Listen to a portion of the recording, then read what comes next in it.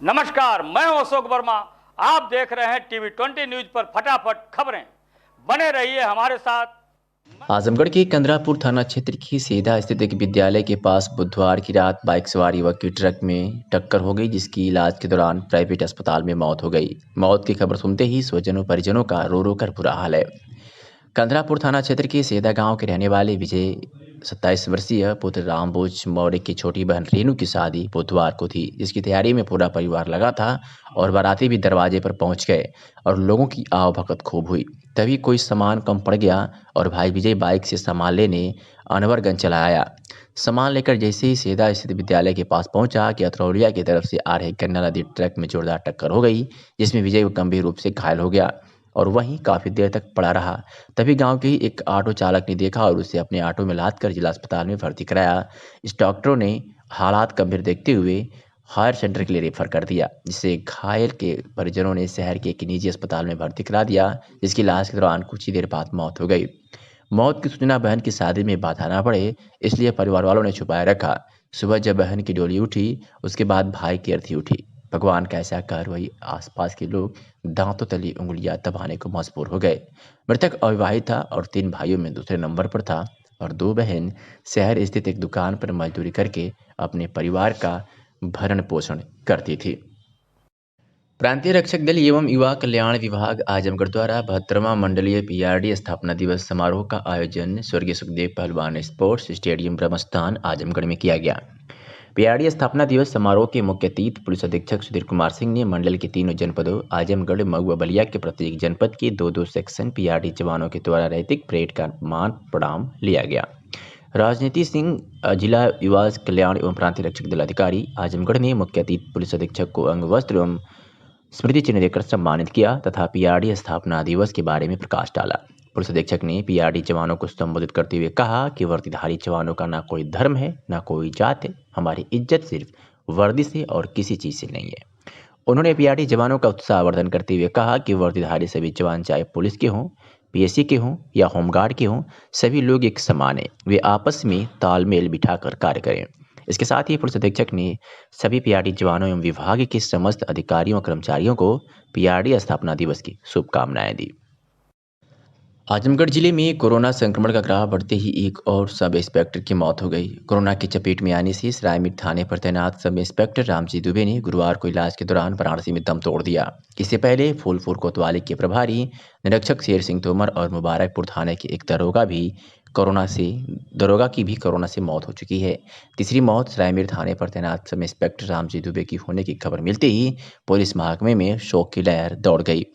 58 वर्षीय रामजी दुबे 2 सप्ताह पूर्व बीमार होने पर घर चले गए थे। वाराणसी में जांच कराए जाने पर कोरोना पॉजिटिव पाए गए थे। बीएचयू में इलाज के दौरान रामजी दुबे सब इंस्पेक्टर ने दम तोड़ दिया। आईएमए की हड़ताल के विरोध में national integrated medical association Azamgarh के चिकित्सकों ने नगर जगह जगह पर निःशुल्क चिकित्सा शिविर का आयोजन किया, जिससे आमजन को किसी भी प्रकार की चिकित्सकीय असुविधा से बचाया जा सके। सभी चिकित्सक आयुर्वेदिक प्रस्नातक को सर्जरी का अधिकार मिलने के समर्थन में पिंक रिबन लगाकर मरीज देख रहे थे। नीमा के अध्यक्ष डॉक्टर डी सिंह ने कहा कि आईएमए की हड़ताल उनके अड़ियल रवैये को प्रदर्शित करती है। वे जबरदस्ती सरकार को अपनी बात मनाना चाहते हैं। दूसरी तरफ हम लोग समाज के हित में पूर्व की भांति इस बार भी चिकित्सा कार्य कर रहे हैं और करते रहेंगे। डॉक्टर सिंह ने कहा कि जिले में हर तरफ से नीमा चिकित्सक की चिकित्सकीय कार्य की सूचना प्राप्त हुई है। पूर्व अधीक्षक डॉक्टर वीएस सिंह ने कहा कि जब वे मरीजों के हितों के साथ खिलवाड़ करेंगे तब हम लोग इसी तरह से निःशुल्क चिकित्सा शिविर का आयोजन करते रहेंगे। सचिव डॉक्टर एएस खान ने कहा कि जनता की किसी भी चिकित्सकीय समस्या के निवारण के लिए नीमा आजमगढ़ प्रतिबद्ध है।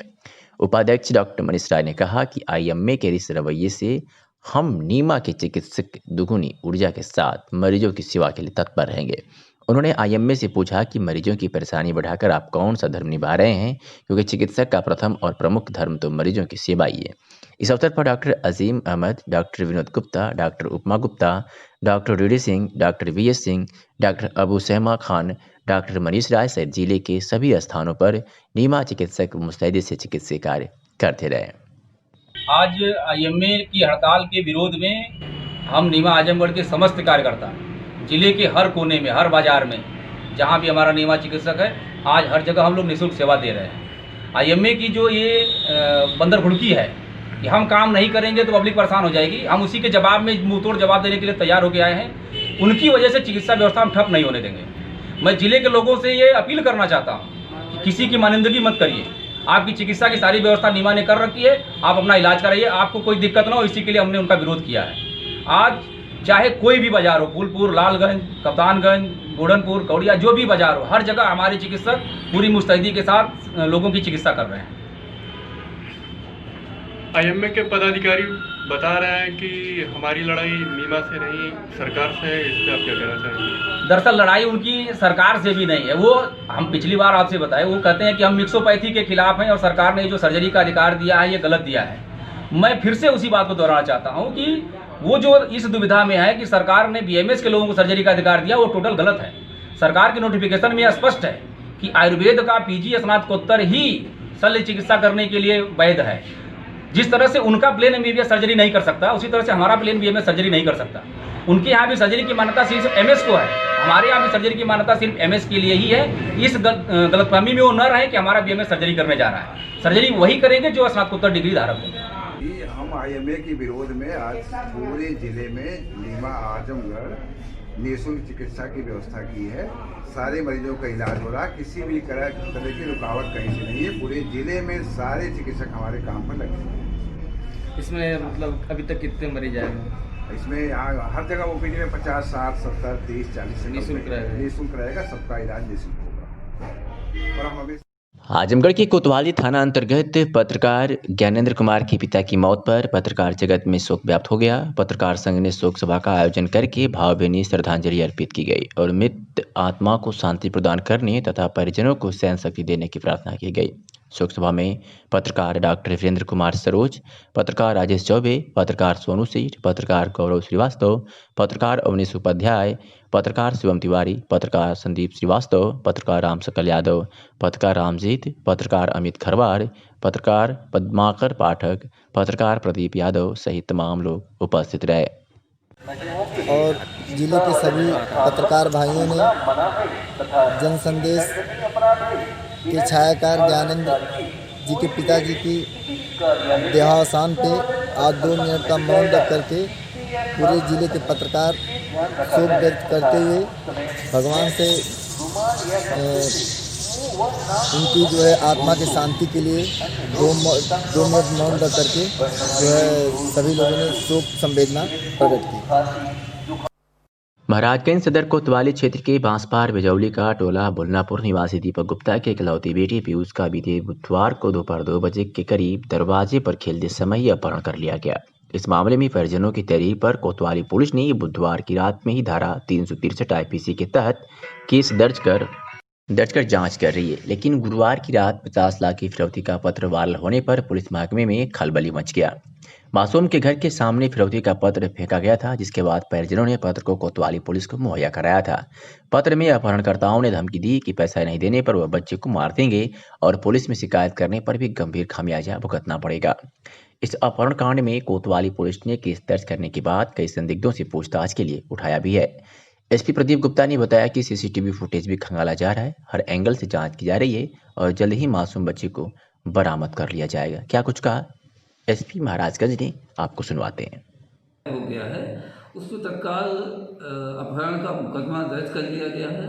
हमारी 5 टीमें लगी हुई हैं और CCTV फुटेज देखा जा रहा है। इसके अलावा जो जिन लोगों पे शक है उन सबको सर्किल ऑफ करके थाने पर बिठाया गया है, पूछताछ हो रही है।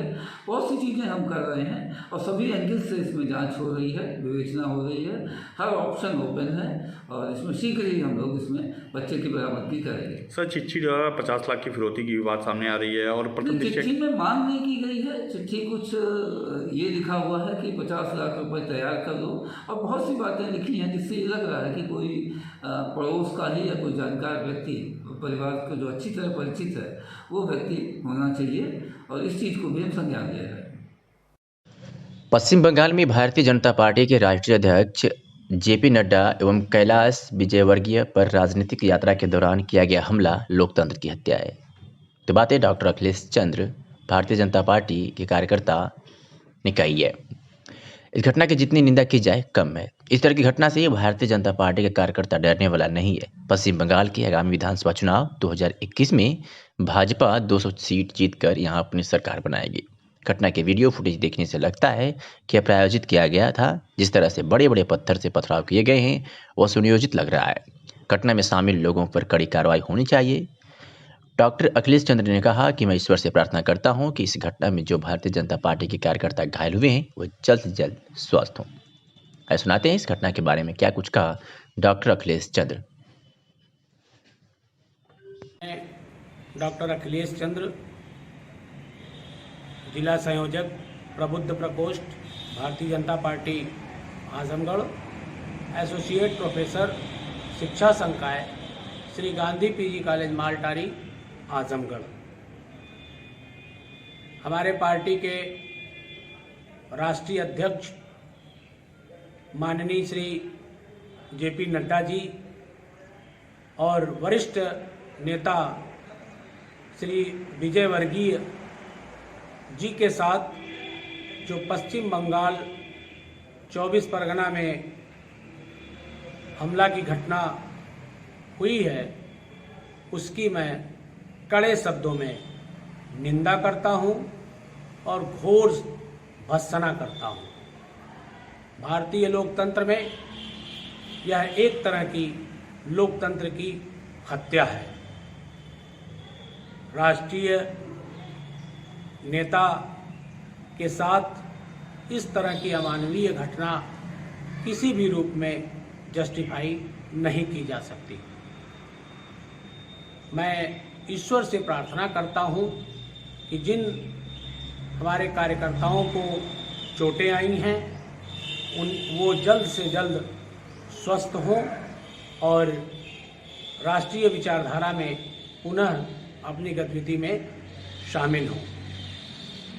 इस तरह की घटना से भारतीय जनता पार्टी का कार्यकर्ता डरने वाला नहीं है और आगे आने वाले 2021 के पश्चिम बंगाल के विधानसभा में हम 200 सीट जीत करके यह सुनिश्चित भी करने का सामर्थ्य रखते हैं और मैं इस घटना में संलिप्त सभी लोगों पर कड़ी कार्रवाई की भी उम्मीद करता हूं।